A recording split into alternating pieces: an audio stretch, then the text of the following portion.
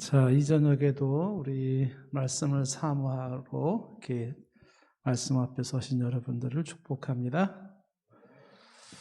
우리가 수요일 날을 맞이해서 종말론에 대한 공부를 하고 있는데, 우리가 종말론에서 죽음에 대한 얘기를 좀 하고 있습니다. 종말은 크게 두 가지가 있다 그랬죠. 개인적 종말과 일반적 종말이 있는데, 개인적 종말은 내가 죽는 게 끝이고요. 일반적 종말은 주님이 재림하시는 게 끝입니다.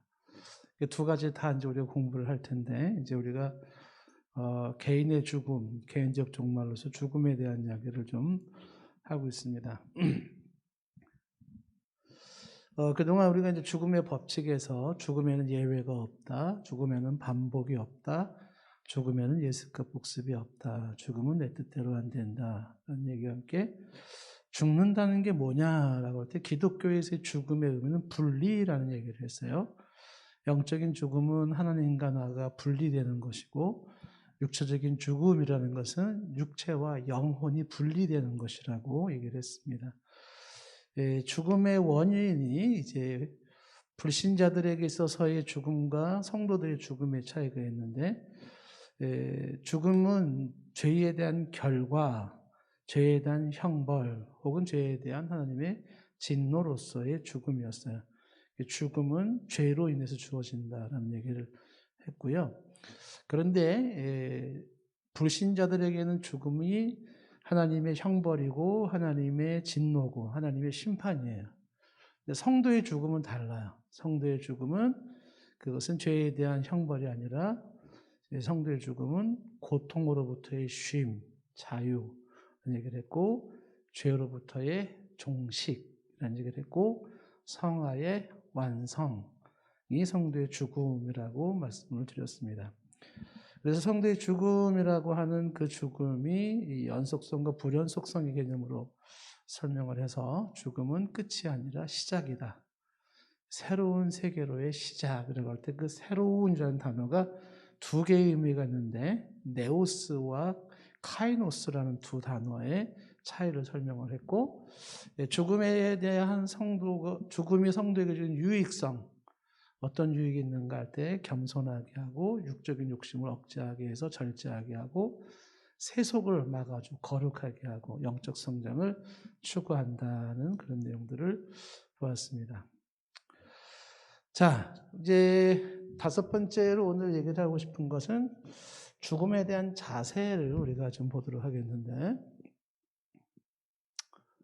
죽음에 대한 자세. 이 마스크를 쓰고 얘기하려니까 숨이 엄청 차요, 지금. 죽음에 대한 자세. 자, 이 죽음에 대해서는 얘기할 게 굉장히 많아요, 기독교적으로. 근데 이제 그 많은 할 얘기가 많은 내용들 중에서 이제 어느 정도까지 제가 시간을 내서 말할 수 있을는지 모르겠지만은, 일단은 죽음에 관련해서 자살에 대한 걸 어떻게 이해해야 될 것이냐, 혹은 안락사에 대해서 어떻게 이해해야 되느냐, 그다음에 뇌사를 인정을 해야 되나 말아야 되는가, 사형제도 이걸 인정해야 되나 말아야 되는가, 낙태를 인정해야 되나 말아야 되는가, 그리고 죽은 자를 신성시하는 건 옳은가 틀린가, 뭐 이런 것들을 쭉 다 얘기를 해야 되는데, 주제 하나하나가 단순하게 설명할 수 있는 부분은 아니에요. 그래서 나중에 기회 되면 이제 하나하나 주제를 가지고 좀 우리가 설명을 하겠지만은, 오늘은 이제 죽음에 대한 바른 자세를 한번 좀 얘기하려고 해요. 이 죽음에 대한 이야기를 할 때 제일 중요한 게 뭐냐면, 죽음이라고 하는 이 내용을 다른 말로 생명이라는 말로 바꿔서 얘기했을 때, 죽음이나 생명은 이건 죽음이나 생명은 하나님의 주권이라고 하는 거예요. 이 내용이 생명을 이해하고 죽음을 이해하는데 키예요, 키. 핵심 열쇠입니다. 하나님의 주권이라고 하는 부분이에요. 주권. 그러니까 기독교인에게 있어서의 생명에 관련된 이야기가 나오거나 혹은 죽음에 대한 이야기가 나올 때는 반드시 가장 중요하게 취급되는 게 그건 하나님의 주권의 문제다라는 거예요. 주권. 그 생명이라고 하는 부분이 이제 아까 얘기했던 예를 들어서 뭐 뇌사를 인정해야 되냐 말아야 되느냐, 뭐 안락사를 시켜야 되냐 말아야 되느냐, 사형 제도를 허락해야 되냐 말아야 되는가, 낙태를 허용해야 되냐 말아야 되는가, 뭐 이런 등등의 모든 얘기도 마찬가지예요. 그걸 어느 관점에서 얘기를 해야 되냐면 그건 하나님의 주권의 문제에 들어가는 거예요. 그러니까 사람이 선택할 수 있는 문제가 아니다라는 거죠. 사람의 문제가 아니라 하나님의 주권의 문제다라는 거예요. 그러니까 출생에서부터 죽음까지, 출생과 죽음은 하나님의 고유의 권한으로서 그것은 인간의 권한이나 영역이 아니에요. 그러니까 태어나게 하시는 이가 하나님이시고 죽게 하시는 이가 하나님이시기 때문에 하나님의 고유의 권한을 인정을 해야 된다. 제가 이제 이 책을 하나 그냥 가져왔는데, 이 신의 언어라고 하는 이 책을 가져왔는데, 이 책이 이제 프랜시스 S. 콜린스라고 하는 사람이 쓴 책을 뉴욕 타임즈의 베스트셀러 책입니다. 여러분에게 제가 먼저 소개를 했지만은 프랜시스 S. 콜린스라고 하는 사람은 세계적인 과학자예요. 그래서 이 사람이 약 세계적인 과학자들 2,000명을 데리고서 이 사람이 10년 동안 만든 게 인간의 게놈 지도를 만들었어요. 게놈 지도. 예. 이 세계에서 아주 굉장히 유명한 인물로 평가를 받았는데, 인간에 가지고 있는 유전자 31억 개의 지도를 만든 분이란 말이에요. 이 사람이. 이분이 이제 신의 언어라는 이 책을 썼는데, 이 책에서 이분이 얘기하는 내용 중에 이제 일부 중에 하나가 이런 얘기를 합니다. 무슨 얘기를 하냐면, 포인트는 하나예요. 그러니까 아니, 여기서 여러 가지 얘기하는데 그 중에 이번에 말하는 포인트 하나가 뭐냐면 생명이라고 하는 신비예요. 생명의 신비. 그 생명의 신비는 과학이 어떻게 설명이 불가능하다라는 거죠. 그러니까 과학자들이 생명이 어떤 원리로 움직이는지는 나름 설명을 하려고 하고 대답을 많이 찾았다는 거예요. 그런데 이분이 질문 던지는 것은 도대체가 생명은 왜 존재하는가에 대한 대답은 과학자가 대답을 못한다는 거예요. 생명은 왜 존재하나? 그리고 내가 왜 여기 있는가라고 하는 것은 과학으로는 충분한 대답을 줄 수가 없다라는 것이고, 그래서 이분이 얘기하는 게 그 생명의 신비가 어떻게 이 지구 안에 생명이 시작됐을까? 그걸 뭐 여러 가지 뭐 과학자도 얘기한다지만은 설득력이 없다는 거예요. 그러니까 뭐 40억 년 뭐 암석에서 생명이 존재한다, 뭐 45억 년 지구 얘기를 하고 뭐 그 이전부터 수많은 얘기를 하고 있지만은 이분이 얘기하는 게 뭐냐면 어떻게 생명이 탄생할 수 있는가를 제대로 설명할 만한 가설이 현재는 없다. 조리 있는 가설이 제기된 바가 없다는 뜻이 아니라 생명 발달을 설명하는 그 가설들이 들어맞을 가능성이 확률적으로 매우 낮다라는 이야기예요. 그래서 설명이 안 된다. 그래서 이제 이 생명에 대한 얘기를 쭉 얘기를 해요. 생명이 일부에서는 이제 다른 별에서 행성에서부터 지구로 유입된 이야기를 하는데 그것 가지고는 생명의 기원을 설명할 수가 없다는 거죠. 생명의 시작, 미스테리입니다. 이분의 얘기가 생명의 시작은 어디서부터 생명이 시작된 거냐라고 하는 것은 과학에 해결해 줄 수 없다. 그래서 연력학 제2 법칙을 통해서 뭐 얘기하지만 이것 가지고도 질서정연한 생명을 설명할 수가 없다라는 이야기를 하고, 이 생명 기원에 대한 심오한 질문 앞에 과학은 무력해진다라는 얘기를 해요. 과학이 무력해진다. 그러면서 이제 이분의 얘기가 그런 생명의 신비 현상으로 본인은 그러기 때문에 이 사람은 크리스천이 됐어요, 나중에. 근데 그것으로 신의 존재를 설명하려고 하는 건 아니라는 거예요. 자기는 그러고 싶지 않다는 거예요. 그러니까 과학이 대답할 수 없으니까 고로 신에 의한 것이다 라고 자기는 단정은 안 내리겠다는 거예요. 그렇지만 현재 과학이 풀지 못하는 이 생명의 문제는 여전히 남아있다. 이런 얘기를 이제 쭉 얘기를 하고 있는 거죠. 그러니까 이제 이분은 과학자이기 때문에 과학적으로 대답이 될 수 있어야 되는 부분만 말을 하는데, 그런데 이제 한 가지 분명한 사실은 과학으로 대답이 안 되는 부분, 생명의 기원에 대한, 생명은 어떻게 시작이 됐는가라고 하는 그 부분에 대한 신비, 그리고 왜 생명이 있는 건가라고 하는 그 철학적 질문에 대해서는 과학에 대답할 수 없다는 것이죠.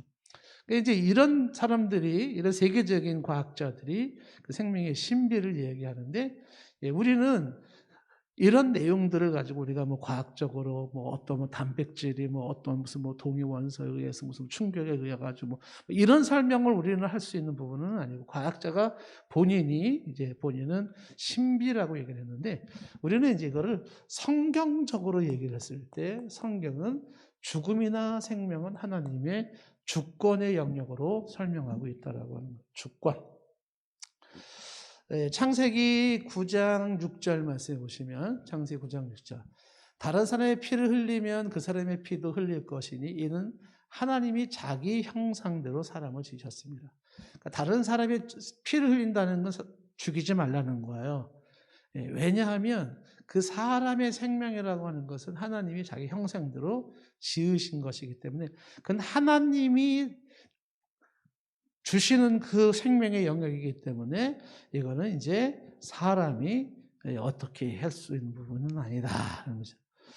누가복음 12장 6절 말씀해 보시면은 참새 5마리가 두 아사리온에 팔리는 것이 아니냐. 그러나 하나님 앞에서는 그 하나도 잊어버리시는 바가 되지 아니하는도다. 그러면서 12장 7절에 너희에게는 심지어 머리털까지 다 새 신발이었다, 이런 얘기를 하죠. 그러니까 참새 2마리가 팔리고 안 팔리고 하는 이 문제도, 이거는 하나님의 주권의 문제다라는 거예요. 심지어 참새의 생명까지도, 벌레 하나의 생명이 존속했다가 죽는 것까지도 그거는 하나님의 영역이다라고 하는 거죠. 그렇죠? 사무엘상 2장 6절과 7절 말씀 보시면은 여호와는 죽이기도 하시고 살리기도 하시며 스올에 내리기도 하시고 거기서 올리기도 하시노다. 생사의 주권자예요, 주권자. 죽이기도 하시고 살리기도 하시고. 그러니까 이제 뭐 나중에 기회 되면 또 설명하겠지만은, 병원에서 뇌사 상태로 죽었다라고 판단된 사람, 뇌가 죽으면 이제 더 이상 생존은 불가능하다고 한 사람 중에 다시 살아난 사람이 있었단 말이에요. 그 놀라는 거죠. 어떻게 이게 가능할 수 있었는가 하는 것이죠. 그러니까 이게 설명이 안 되는 부분들이 굉장히 많다라는 거예요.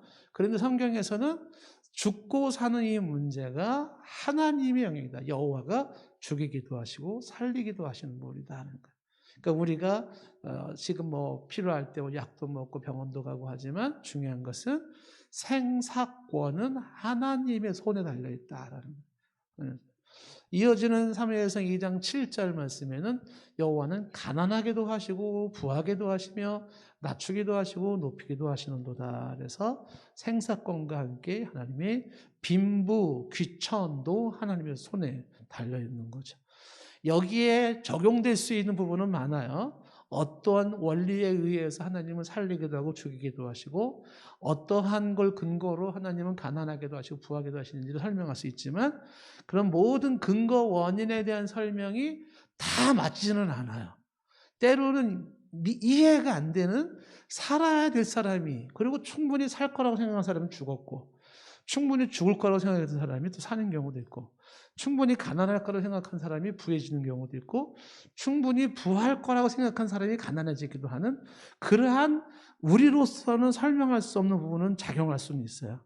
그래서 일반적인 원칙에 의해서 이러면 살고 이러면 죽고 이러면 부자가 되고 이러면 가난하게 된다라고 하는 그러한 내용들을 말할 수 있지만, 그러나 그렇지 않고 예외적으로 그런 현상이 있다 할지라도 한 가지 분명한 사실은 뭐냐면, 살고 죽는 문제, 그 다음에 부해지고 가난해지고 높아지고 낮아지는 모든 거는 하나님의 절대 주권이에요. 캘빈 같은 사람들은 이런 걸 표현했을 때 하나님의 주권, 이걸 굉장히 중요한 용어로 쓰거든요. 근데 이 주권을 얘기할 때 덧붙이는 단어를 붙여요. 캘빈 같은 사람들은 여기다 절대라는 말을 붙여요. 절대. 그러니까 절대적인 주권이다라고 하는 것이. 그렇기 때문에 사람이 죽는 문제, 생명의 문제를 인위적인 생각과 인위적인 논리로, 인위적인 판단으로 그것을 다룰 수 있는 문제가 아니다라는 이야기인 것이죠. 그래서 우리가 죽음에 대한 자세 중에 첫 번째를 얘기할 때, 죽음은 하나님의 주권에 속한다라는 것이죠. 예.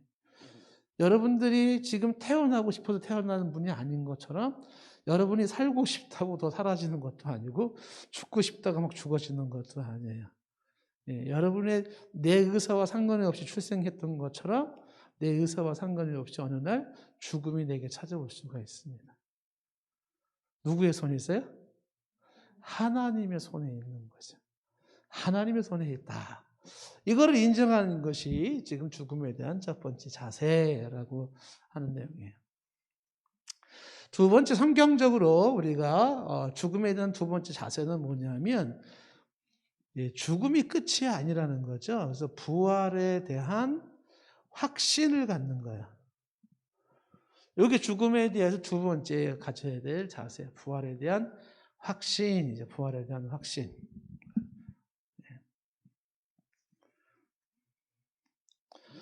자, 이 부활에 대한 확신은 이것도 뭐 굉장히 이제 앞에서 말한 것처럼 똑같아요.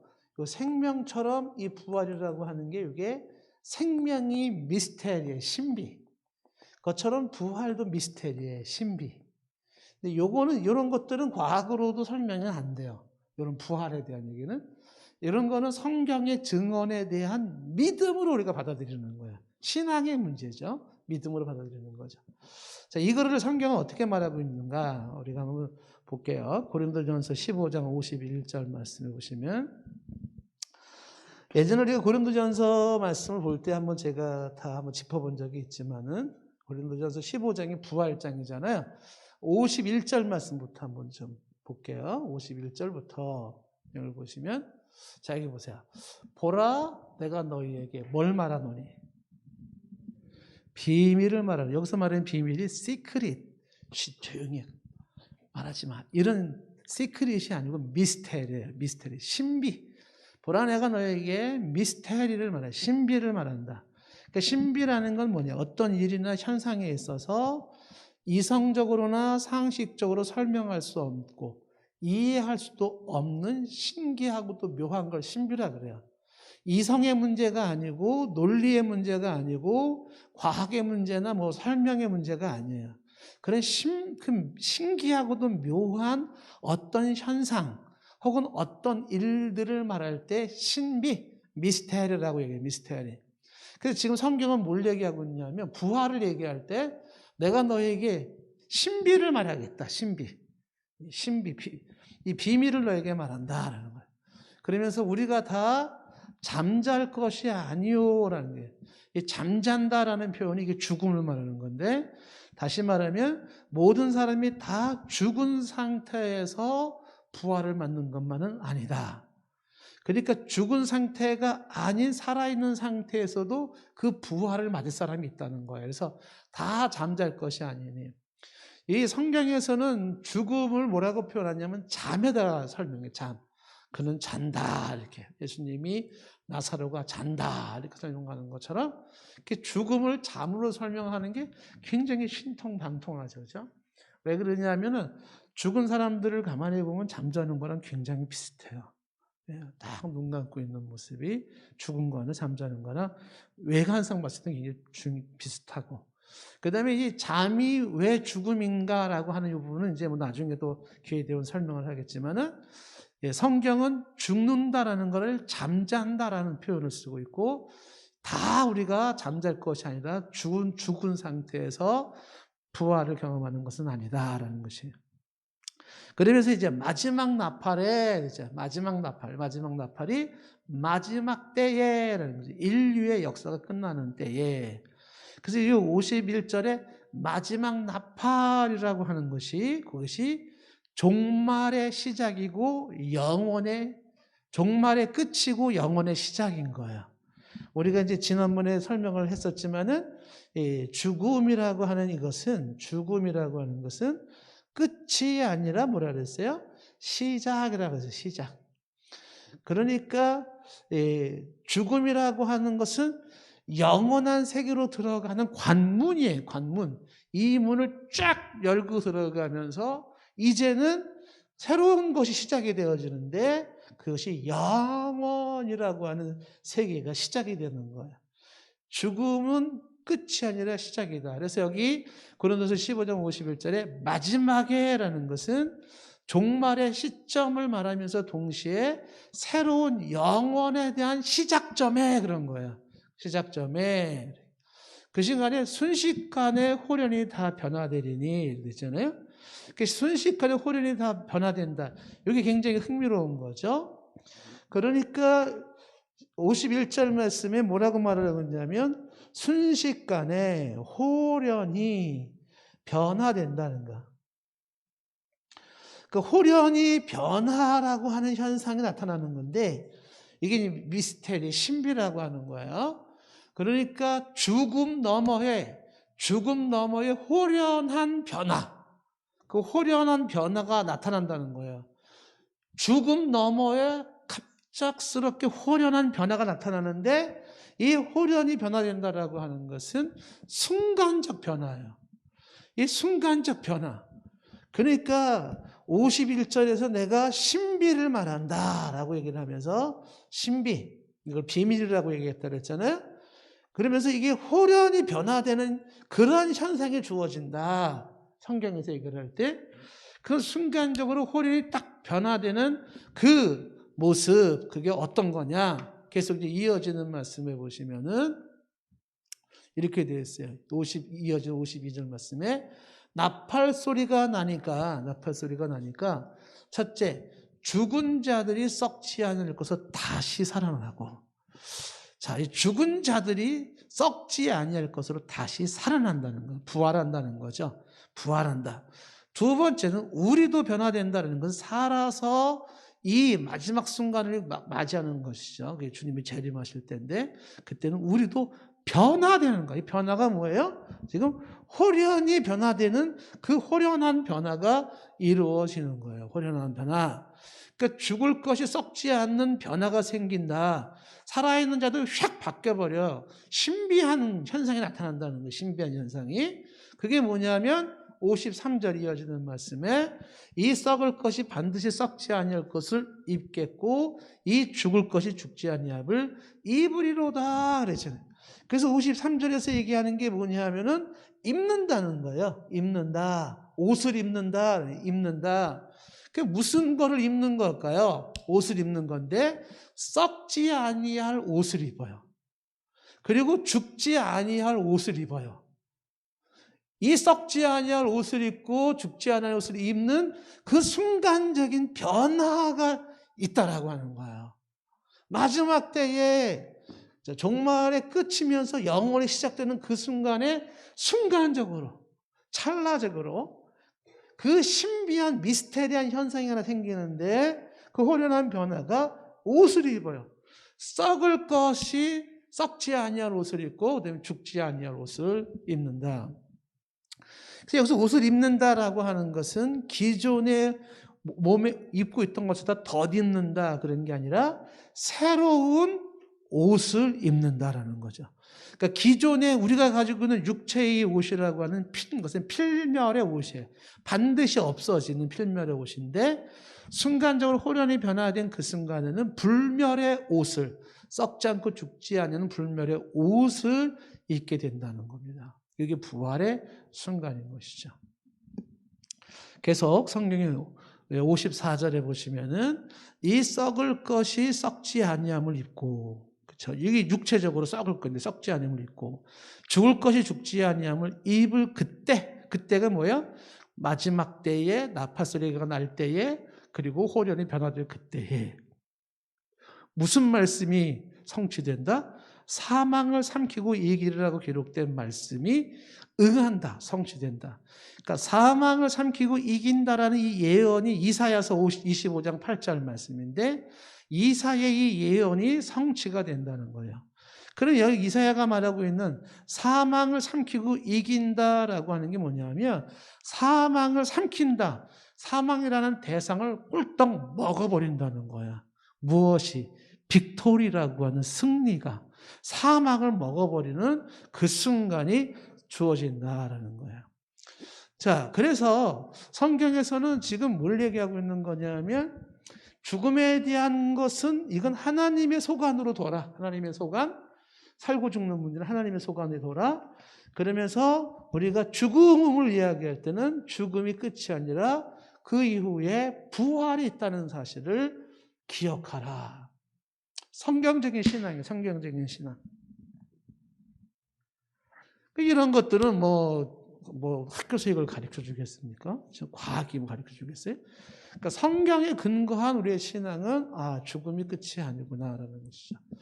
자, 예수님이 이제 죽은 나사로 앞에서 말씀하셨죠. 요한복음 11장 25절, 26절에 뭐라 그랬어요? 예수께서 이르시되 나는 부활이요 생명이니 나를 믿는 자는 죽어도 살겠고, 예수님이 얘기했어요. 죽어도 살겠고, 무릇 그리고 나서 살아서 나를 믿는 자는 영원히 죽지 않느냐니 이걸 내가 믿느냐.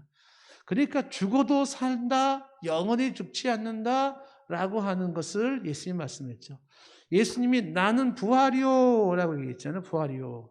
그 예수님이 친히 호련히 변화된 부활을 입증하셨어요. 당신이 입증을 하셨어요. 죽어서 사흘이 지나서 썩어서 냄새가 날 만한 상황인데, 그런데 당신이 호련히 변화돼서 시간과 공간의 제한을 받지 않은 신비한 모습으로 변화됐어요. 그와 같이 당신이 부활인 것처럼 당신을 믿는 자에게도 어떻게 된다고요? 그 사람은 나를 믿는 자는 죽어도 산다. 그에게도 동일한 부활이 이루어진다는 걸 말씀하고 있는 것이에요. 그러니까 예수님이 가르쳐 준 것도 부활이 있다는 걸 얘기를 한 거죠. 자, 요한복음 5장 24절 말씀에도 내가 진실로 너에게 이르노니 내 말을 듣고 또 나 보내신 이를 믿는 자는 영생을 얻었고 심판에 이르지 않으니 사망에서 생명으로 옮겼느니라. 그러니까 성경은 계속 얘기하는 게 뭐냐면 사람이 죽으면 끝이야 이렇게 말할 수 있느냐 이러는 거죠. 우리가 이제 나중에 우리가 더 볼 내용이 있지만은 그 영혼에 대한, 사람의 영혼에 대한 그 영혼이 없어지는 거다. 육체가 죽고 뇌 활동이 중지되면 영혼도 없어진다. 영혼 소멸설. 영혼이 떠들고 있다. 영혼 방황설. 영혼이라고 하는 것은 잠시 동안 자고 있다. 영혼 수면설. 이런 내용들이 영혼에 대한 이론들이 많이 나와요. 나중에 설명해요. 근데 영혼이라고 하는 것은 그것은 불멸설이, 영혼은 불멸해요. 그 영혼은 방황하고 있거나 떠돌거나 자고 있거나 없어지는 게 아니라 성경에서는 영혼은 불멸, 영원해요. 영혼은 영원해요. 근데 그 영혼이 생명이거든요. 그 생명이라고 하는 것은 영원해요. 하나님이 인간을 만드실 때에 독특하게 하나님이 후 불어서 사람을 만들었단 말이에요. 그래서 그 후 불어넣으신 게 생명인데 그 생명은 유독 하나님으로부터 부어지는 거예요. 천지는 말씀으로 다 만들어요. 해도 달도 말씀으로 만들어요. 인간은 손으로 주물주물해서 만드는 특별한 모습이지만 거기에 유일하게 하나님 당신의 혼이 들어와요. 혼이 들어와서 어떻게 돼요? 그 영혼이 육체랑 결합돼서 살아있는 생명, living being이 되었다. 그래서 그 하나님으로부터 부여된 생명이라고 하는 것은 그것은 없어지는 게 아니라 다시 지음을 받은 그분에게로 돌아가게 되어 있어요. 근데 지난번에 많이 얘기했지만은 저와 여러분의 정체성을 결정하는 게 뭐냐면 육체가 아니에요. 이름도 아니에요. 영혼이에요. 그 영혼이 나의 나됨을 결정하는 건데 그것이 하나님으로부터 왔고 하나님으로 가서 영혼은 없어지지 않아요. 그래서 영혼이 존재하는데 그 영혼이 이제 부활 때에 다시 그 모습이 나온다는 거죠. 육체랑 분리됐다가 다시 결합되는데 그 결합되는 순간이 신비한 모습으로 지금의 우리들의 육체의 모습이지만은 그러나 그것은 지금처럼 시간의 제한을 받고 공간의 제한을 받고 고통을 느끼고 슬픔을 느끼면서 살아가는 그러한 존재가 아닌 그 모든 것을 초월한 존재로서의 그런 부활의 실체가 존재한다는 얘기예요. 그래서 성경에서 부활에 대한 확신을 갖는 것, 이게 이제 굉장히 중요한 신앙인 것이죠. 자, 제가 여러분에게 한번 소개를 한번 한 바가 있어요. 한 아이가 병이 걸렸는데 치료를 못 받아요. 근데 하루하루 의사 선생님이 얘기했던 죽음의 순간이 다가오기 시작했어요. 근데 애가 어느 날 엄마한테 와가지고 물었어요. 엄마, 죽는 게 뭐야? 죽는 게 무서워. 그랬어요. 엄마가 죽는 게 뭐라고 설명을 해야 되나? 이 아이한테. 초등학교 5학년 딸내미에게. 뭐라고 말해야 되나? 궁금한 거야. 그때 하나님이 이제 그 엄마에게 아마 좀 이렇게 지혜를 주신 것 같아요. 그 엄마가 설명한 게 뭐냐면, 죽는 건 말이야, 여기서 잠시 잠을 자고, 그리고 또 다른 아주 멋진 곳에 눈을 뜨는 거야. 너가 학교 갔다 와서 잠이 들은 적 있었지, 이쪽 방에서.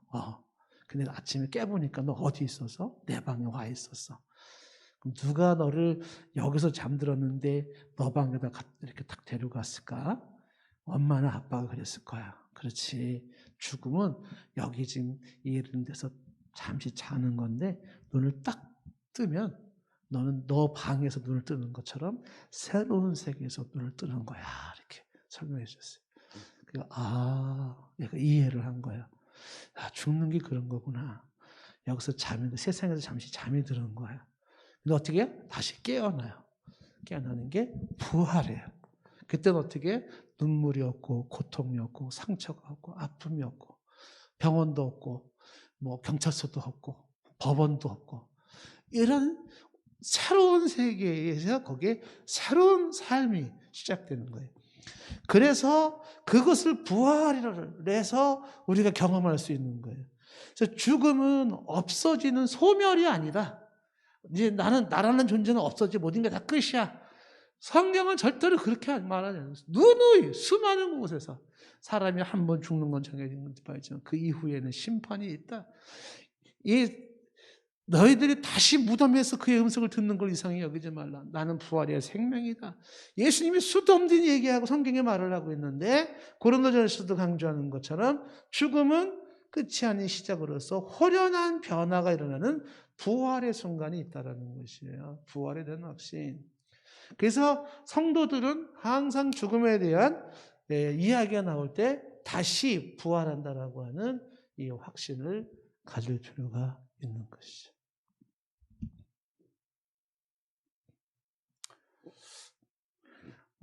어떤 남편이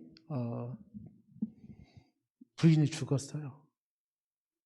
그래서 이제 그 목사님 찾아가서 너무 슬퍼하지 말라고 다시 부활해서 만날 거라고. 그러니까는 남편이 절대 그러면 안 되는데 고민을 하더래요. 고민. 그 부활 후에 그런 고민 생기지 않나요 혹시? 또 만나가 그만 만나야 되는데 혹시 일어나요? 오늘 말씀 있었잖아요. 부활이 없다라고 하는 사두개인들이 말했을 때 부활할 때는 뭐가 없어요? 시집가고 장가가는 게 없어요. 그때는 뭐 지금 같은 그런 사고 구조 가지고 우리가 살아가는 모습은 아니에요. 신비한 세계의 영원한 세계의 시작이다라는 것이죠. 자, 그 다음에 우리가 이제 죽음에 대한 세 번째 가져야 될 자세라고 할 때 죽음에 대한 세 번째 자세는 그래서 이 죽음이 있기 때문에 지금 내게 주어진 게 뭐예요? 청지기 삶을 사는 거예요.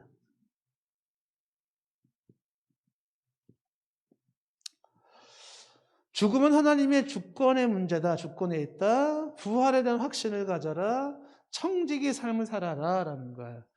만약에 부활이 없다 그러면 어떻게 될까요? 죽음이 끝이라면 요한 고린도서 15장에 말한 것처럼 내일 죽을 터이니 먹고 마시자.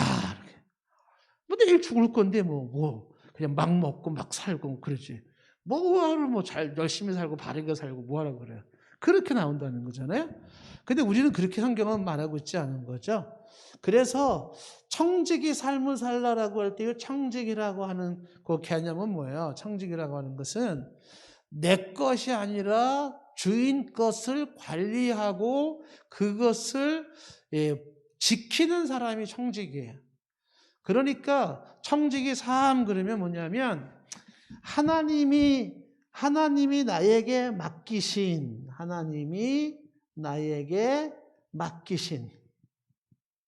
맡기신 생명, 하나님이 내게 맡기신 시간, 하나님이 내게 맡기신 은사, 하나님이 내게 맡기신 자녀, 하나님이 내게 맡기신 직장, 직업, 이 모든 것들, 요것이 내가 주인이 아니고 하나님이 주인이어서 하나님의 것, 여기에게 하나님의 소유권, 이 소유권을 인정하며 살아가는 게 청지기 삶이에요. 그러면 나중에 어떻게 돼요? 결산을 보는 거예요. 주인이. 이 모든 것의 주인이신 그분께서 생명의 주인이시고 시간의 주인이시고 은사의 주인이시고 자녀의 주인이시고 직업의 주인이신 그분께서 관리 잘했니 못했니 이거를 묻는다는 거예요. 지금 내가 가지고 있는 삶 속에서 있는 것들을 내게 아니라는 거죠. 오너십의 문제가 아니라 로드십의 문제라는 거예요. 그러니까 이게 하나님이 인간을 창조했을 때는 로드십이에요. 주인의 주인됨. 이렇게. 주인의 주인됨을 인정해야 되는데 인간이 타락하면서 어떻게 해요? 내가 주인 노릇을 하는 거야. 나의 주인됨이에요. 이게 뭐냐면 타락의 징표예요. 타락의 징표. 그러니까 타락한 사람들은 항상 오너십을 가지고 있는 거예요. 오너십을 가지고 있으면서 내가 주인이라고 착각을 하고 있는 거예요. 그래서 자살권, 나중에 우리가 별도로 볼 수 있는 기간이 있을지 모르겠는데 내 생명 가지고 내가 한다. 낙태권, 이건 여성이 자기의 몸의 일부니까 자기가 마음대로 할 수 있다. 뭐 이렇게 얘기를 하는 거예요. 그런데 그렇지 않다는 거예요. 그래서 이제 반대하는 이론이 과연 태아가 그 여성의 신체의 일부인가? 아니라는 거죠. 증명하는 방법 중에 하나가 뭐냐 하면 당신은 여성인데 그 태아는 남성이에요. 당신은 백인인데 뱃속에 그 아기는 흑인이에요. 별개예요, 별개. 신체의 일부로 다룰 수 있는 문제가 아니라는 거예요. 그렇기 때문에 그것이 내 것인 것 마냥 내가 임의로 내가 없애버릴 수도 있다. 지워버릴 수도 있다. 이렇게 생각하는 것이 뭐예요? 청지기 삶에 실패한 거예요. 타락한 자의 오너십의 삶을 살았던 것이에요.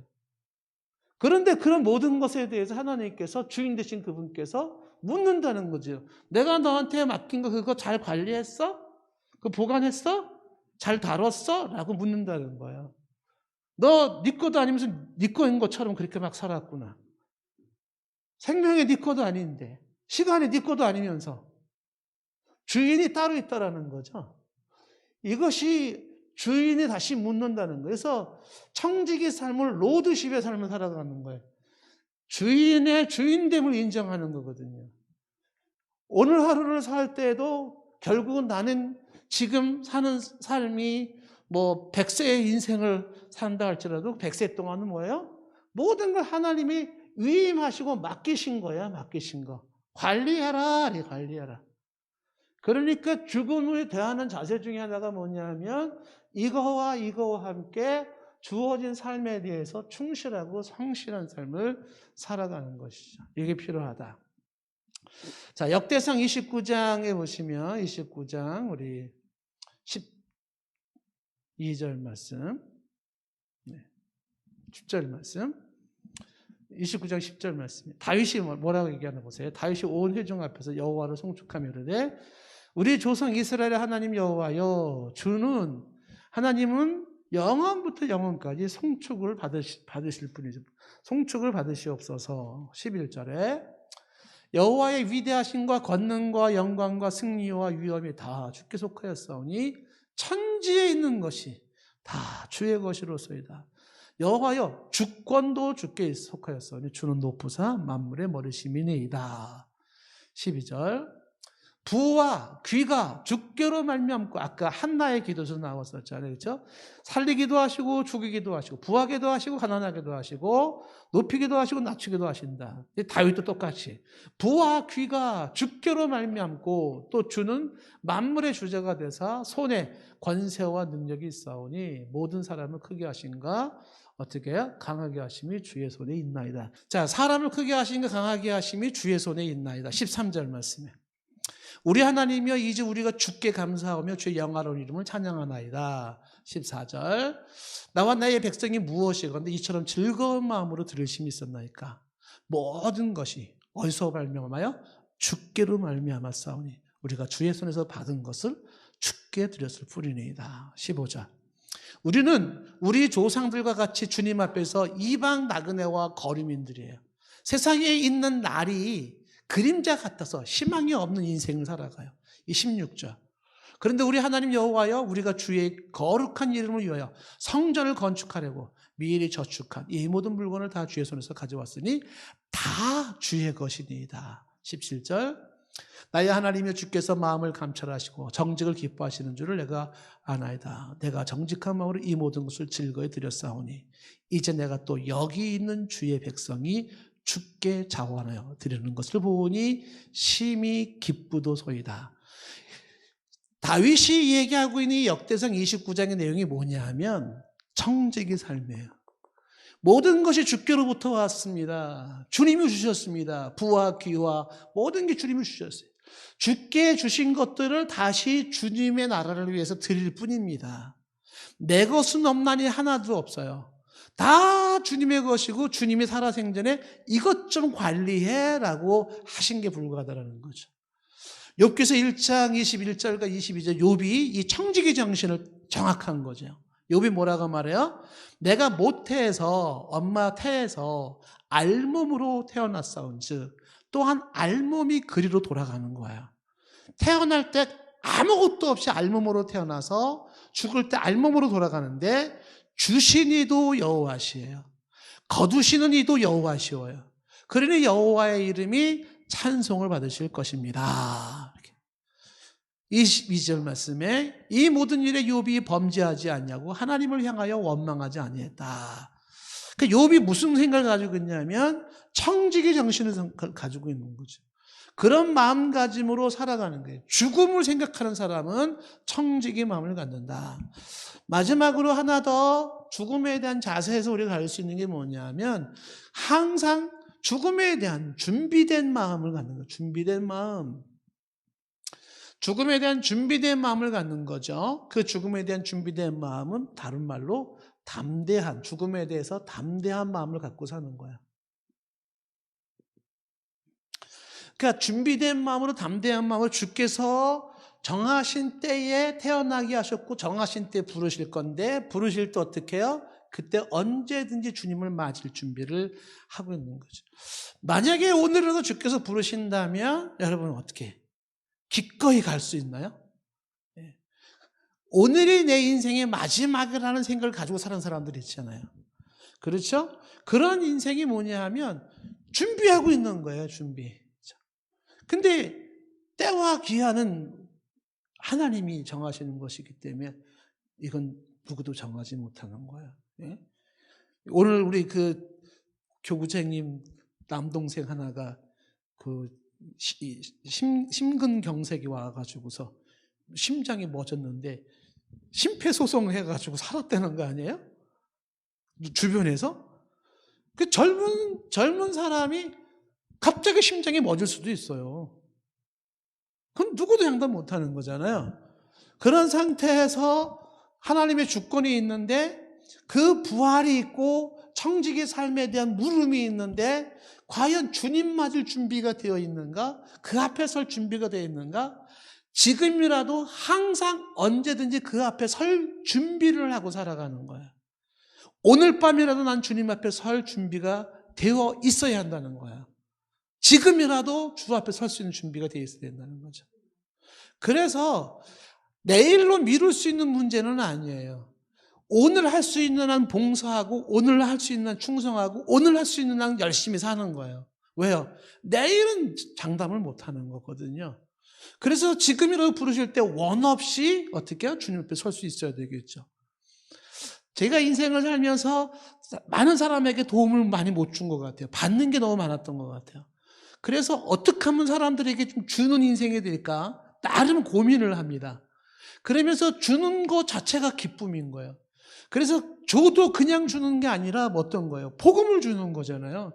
할 수만 있으면 복음 사역하는 사람에게 힘을 실어주려고 그러고 내가 먼저 깨달은 신학을 가르쳐 주려고 하는 것이고 하나님의 말씀과 예수님의 그 복음을 내가 자꾸 얘기하려고 하는 거예요. 왜 그럴까요? 아유, 목사님 자꾸 뭐 그럴 때 이런 데 기웃거리게 해서 그냥 교회만 가만히 계시지. 이 문제가 아니에요. 오늘이라도 주께서 부르실 때에 야, 유 목사, 너 내가 너한테 그렇게 많은 걸 맡겼는데 너 다 그거 뭐 하다가 왔냐?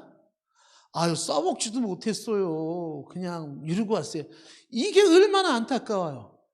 가능한 한 다른 사람에게 하나님이 맡기신 것 가지고 좋은 일을 많이 하고 좋은 성경적인 영적인 일을 많이 하다가 지금으로도 부르실 땐 아멘 하고 갈 수 있어야 되겠죠. 이렇게 준비된 마음을 가지고 살아가는 것이 중요하다. 여호수아 23장 14절 말씀에 여호수아가 죽음을 눈앞에 두고 이렇게 말해요.